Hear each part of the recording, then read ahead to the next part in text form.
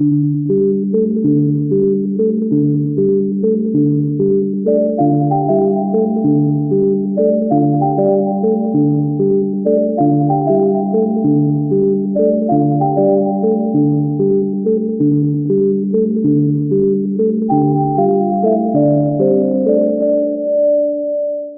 everyone, welcome back. I hope you're all doing well. So today I just wanted to talk over here. Um, like it's a concern of a lot of people why the transits don't work in their lives. No matter whatsoever planet goes here and there, it doesn't work for them. Why it is happening? Like, what is the reason for it? See, sometimes even the Mahadashas don't work. To be very honest, astrology is a beautiful tool. It helps you to understand your life, the timeline, and everything in a great manner. But sometimes, even what the Mahadasha promises, it fails to deliver. Why transits are not working, why the dasha is not offering you what is promised. Because no matter how much deep we go into astrology, no matter how much we try to decode the planets are always above us. It's divine, it's the divinity. They hold great power on us. And we are here on earth trying to calculate, trying to do everything. But if you see, it's like the transit, leave it aside. Because more important than the transit, it's the Mahadasha. Now leave the Mahadasha aside. No, I'm not telling you to calculate, look into the Ashtakvarga or look into the strength of planets to see why these things are not working. No, let's just keep everything aside. Just focus on the natal placements. That is the thumb rule in astrology, the natal placement of a planet. Look at the house it rules, look at the sign in which it's placed and in which house it is placed. Now dive deeper, go into the nakshatra in which it is placed. Now, which planetary ruler is of that nakshatra? Saturn in, suppose, Shravana. So, where is the moon placed? These are the levels in which we decode planets. Now you look into the amshas, different divisional charts. Just see how Saturn is placed. A very rough check. Okay, not like you don't have to be very precise. The natal placement of a planet says everything in life, especially if you have planets in the 8th and the 12th house. Number one, 8th and the 12th house. Then comes the 4th and the 5th house, 6th house. Planets in these houses, even if they are benefics, just see in which sign they are placed. Are they under a malefic influence by aspect of a certain malefic, or they are in a difficult sign? If these houses are occupied by the malefic planets like Rahu, Ketu, Mars, Saturn, 8th, 12th, and then the 4th, 5th, and even the 6th house, they can greatly control over the results in your life. They can really have a huge hold on your journey, on your life, on your decisions, the repeating patterns that you see in life, no matter how much you try to change things.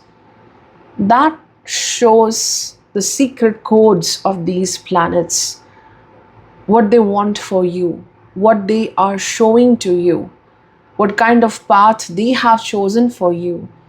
So, almost like an arrest, or I would say it's not even arrest, it's more of this is the time period when you may learn so much. You may go through these and these issues, and not even the Mahadasha and the Antardasha or the transit is doing anything. Suppose you are into the period of, let's say, Venus. Venus is well placed. But if you have Saturn in the eighth house, I think Saturn will have its impact deeply on your life. It may bring delays, or it may suddenly, uproot you and send you in a different direction. And you'll be saying, okay, I don't understand. It's my Venus Mahadasha, and what's happening with me? My Venus is so well placed. Because somehow the natal placement is challenging you. Let's say you have Sun in the 12th house, and you have a very wonderful Mahadasha. Suppose it is a Mahadasha of Moon. Moon is very well placed. Okay. And the transits are great. But Sun in the 12th house, irrespective of the sign, irrespective of its nakshatras, Sun in the 12th house, it takes a lot of time to have confidence in life. And even when you start building confidence, the people don't respond to that confidence. Like your very aura, your very energy becomes like you cannot express yourself. Like people see some kind of a lack in your personality, like lack of confidence, lack of that zest that you will do things in a great way. Like you're very talented, but Sun represents your overall shine, your reflection, your aura. So people will not easily trust your ability. So it takes time to move towards that point of success.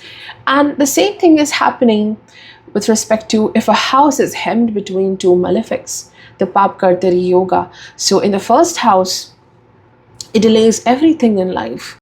No matter which Mahadasha you're going through, the transit is brilliant, let's say. But look at that first house, hemmed between maybe Saturn on one side, Ketu on the other side.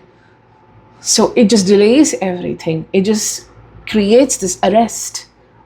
And it's so hard to move, no matter how hardworking you are. So why I'm saying 12th, 8th house, 4th house, 5th house, see 4, 8, 12. These are connected to the mindset. These are connected to your deep emotions. So sometimes it's our very own emotion, our very own thinking, which really delays the growth in life. 8th and 12th house, they bring many delays in life. They make things slow, even when you are very deserving. 4th house is also the conditioning in life. 4th and 5th house, how you were treated, how you were growing into this beautiful adult, the childhood you have gone through, that also deeply impacts your life, the life of your parents, the life of the different people in your family, how it impacted you, the emotional growth and intelligence. So that is also something which is beyond your control. So 4th, 5th, even 6th, 8th, 12th, malefics, any connection to malefic, that delays so many things, or it just creates more challenges for you, especially when these houses are connected to malefics. So the natal placement is number one. Understanding which planet is the reason, the natal placement, which blocks you from success, or it delays your success, or maybe it is just there waiting for you on a very soul level to change, and emotionally you change, and then it reflects on your material pursuits. So when people say, oh, what you say over here on YouTube, it's not practical, I think it is not connecting to my life right now. Firstly, it depends upon your natal placements. I can over here speak for 10 hours on a transit. You may not be able to connect to it because I don't know your natal placements. That's why I'm saying natal placements matters the most, number one. Then it's your Mahadasha, then it's your transits. Look at the planets in the divisional charts. Once you have a look in your Rashi, look at the Amshas. Amsha means the divisions. different divisionals, how the placements are happening. So suppose you have Ketu in the 12th house, then you must see what Ketu is doing in Navamsha, the placement of Ketu in the Shamsha, in the D7, in the D60. Go to the depth of Ketu, and it shows you, it will tell you where you have to change. Ketu in the 12th house is literally in this journey. You are disconnecting from your roots, whether it's your family, whether it's the belief system you have.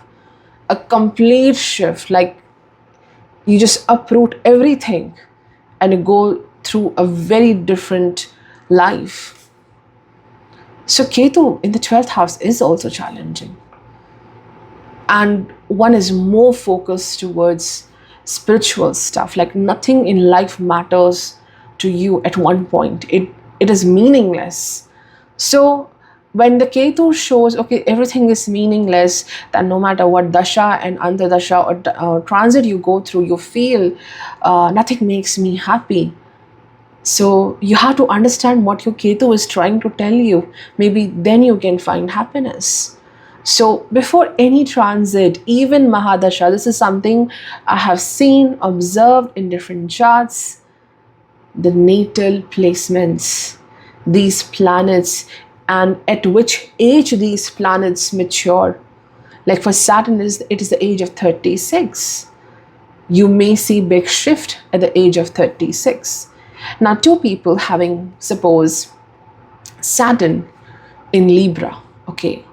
Saturn in Libra is so interesting. It's so, okay, wow, it's exalted. It will work. Definitely, it will work positively. But I see people who struggle a lot with Saturn in Libra. For a person A, Saturn in Libra, by the age of 36, everything changes so beautifully. For person B, life was great till the first Saturn return, and then life got so challenging after the age of 36, or maybe first Saturn return. Why is it that people having same kind of Saturn, maybe it's in the same house, in the same sign? It is because of those soul codes. Before anything, it is your actions, your journey. Only the God knows your journey. Only the planets knows what you have done in the previous lifetimes and what you're doing right now. We all have different maps. There is this one map, which is astrological map, and then there is one map, one blueprint, one receipt out there in the hands of someone higher. No matter what you say, it's God, it's a universe, whatever it is. So that is also significant. So astrology is a beautiful tool which can give you great timeline. It can show you on a physical level, soul level, emotional level, mental level, spiritual level, what you are going through, how you will change, what you may see challenging things in life and the happy things in life. But the natal placements, the day you understand them deeply, everything changes for you. So yeah, that's how you look into charts.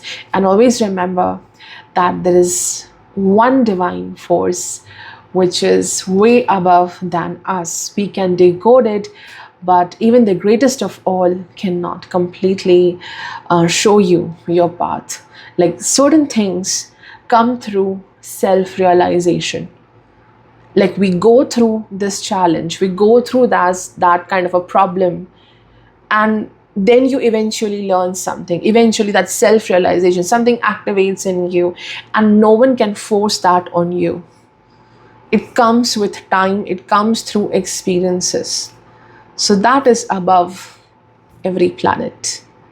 I hope you really found this video helpful, and yeah, see you soon. Goodbye.